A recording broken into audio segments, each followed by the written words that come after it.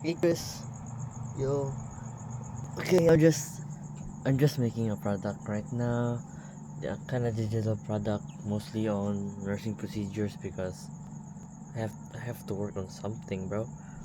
But yeah, it's gonna be so neat, so clean, and that's everybody's needs for nursing specifically because for me experiencing about it, doing the nursing procedure is very hard, like really hell.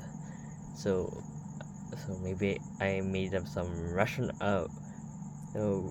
with rationales for people that maybe they could get into the nursing procedure with their rationale. So it will be a good product for me. So I hope it's gonna be a lot of success, and I'm gonna make it sure I would make make a good out of it. So yeah, and I'm currently making progress from the business I own. I'm gonna make a business in Etsy for side hustle, or maybe in the long run it will be a side hustle anymore.